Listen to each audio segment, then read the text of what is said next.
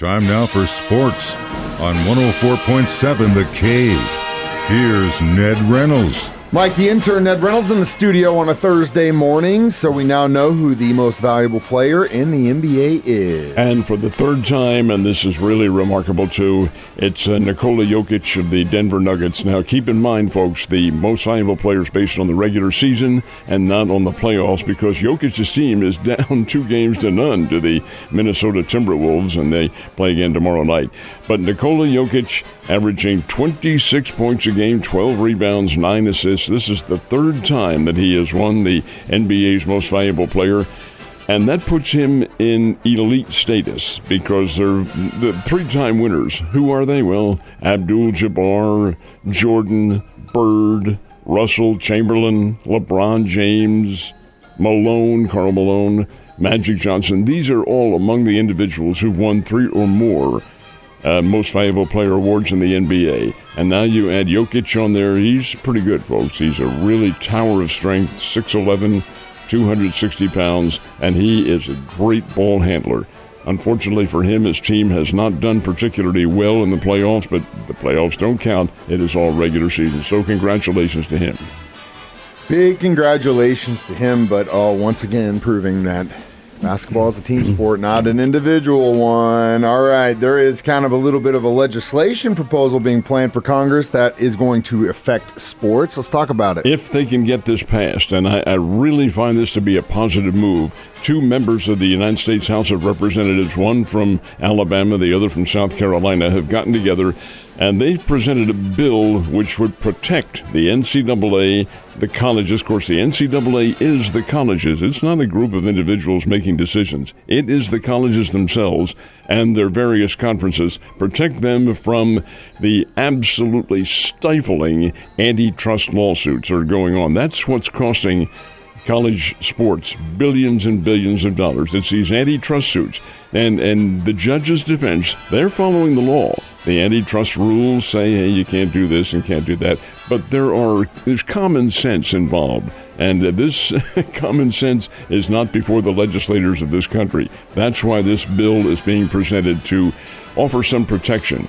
For instance, the NCAA has lost billions of dollars in lawsuits going to court.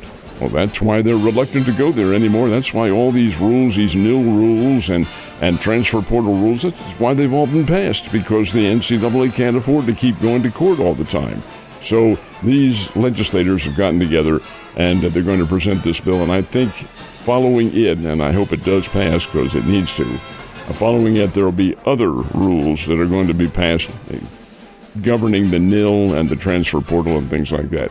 And this is the NCAA's fault, the college's fault for not following through, and now you've got the government involved, and they really have to be, because this is going to break college sports. Surprise, asking Uncle Sam to bail you out on the second thing. I think you're at least hoping that'll happen is Congress is actually going to work together on something. And maybe be bipartisan. We'll see about that, sir. We've talked a lot about the Missouri State Baseball Bears this season and the ups and downs that team has had, but we've not really talked about the softball team, and they're in the Valley Tournament. How they doing? They won last night. Now, this is single elimination. You lose the second time, or lose one, and you're out of there. So they're not very good. They're below 500, but they did, all the teams in the Valley in softball qualify for the tournament. It's up at Illinois State, and they played Indiana State for the second time within a week.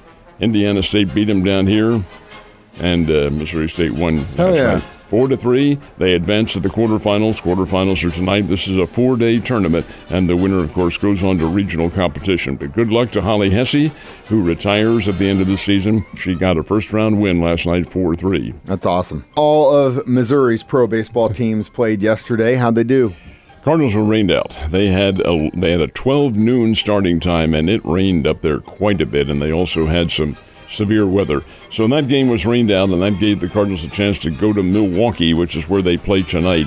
Not that it's very far, and they probably won't leave till this morning, but it gave them a chance to rest. The makeup game with the Mets will be in August sometime. The Royals and Brewers did play up in Kansas City. The storm had already passed, so they got underway, and Kansas City came from behind and beat the Milwaukee Brewers, who the Cardinals play tonight, 6-4. Nice little win for Kansas City, and the Royals are now 22-16 on the year. 22 wins, 16 losses. That's pretty doggone good. Springfield Cardinals, they're down in Springdale, Arkansas, playing the Northwest Arkansas Naturals, and as you might suspect, the game last night was postponed. They couldn't do it. So they'll make it up tonight with probably a twilight night doubleheader down in Springdale. And the Springfield Cardinals playing pretty well, folks, but we'll see. We'll see what happens now. They're in a tough portion of their season, as all the games will be, and hey, they're pretty good, 18-9 on the year. That's pretty fair. Still pretty early in the season, but I'm liking what I'm seeing out of Kansas City from these dudes. Drury Baseball was in their league tournament. How'd they do? Well, they were to have opened last night in Marion, Illinois. Now, Marion, Illinois is down around Carbondale.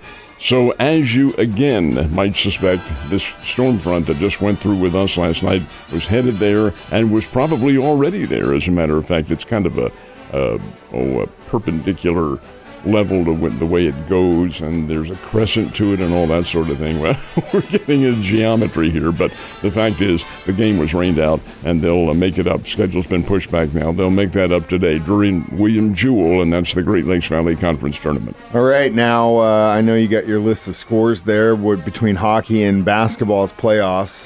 How are we doing? Only one ball game in basketball last night. New York Knicks, Indiana Pacers, Madison Square Garden. Indiana had the lead. Knicks won it by a score of 130-121, so it's the Knicks leading that series 2-0. Now they go to Indianapolis to play, and in the Stanley Cup, you might remember that 2 nights ago, the Boston Bruins ran the Florida Panthers right out. Do you run them off when you're playing hockey, or do you skate them off? You slide them off, I guess, would be the technical that's term. That's what we use it. They slid them off by a score of 5-1. The Panthers reversed that last night. It was Florida 6. The Boston Bruins won, and a matchup that involved a big fight, and a lot of players were thrown out of the game. It's not a game, a match. And a pretty rugged match down in Miami. So the next one was out in Canada, and that was the Vancouver Canucks and the Edmonton Oilers, and Vancouver wins this one 5-4. So on goes the Stanley Cup, with much more action coming up this weekend in both the NBA and the NHL. I know a lot of you Blues fans are upset that your team's not in it, but that Boston-Florida series, especially after yesterday, is going to be almost as good as a freaking wrestling match. So I can't wait for that thing to go back to Boston, because I guarantee you the fighting is going to continue. That's where it's headed next. So it's going to be a lot of fun to watch if you're into that sort of violence. Ned, you have a great day. I'll see you later.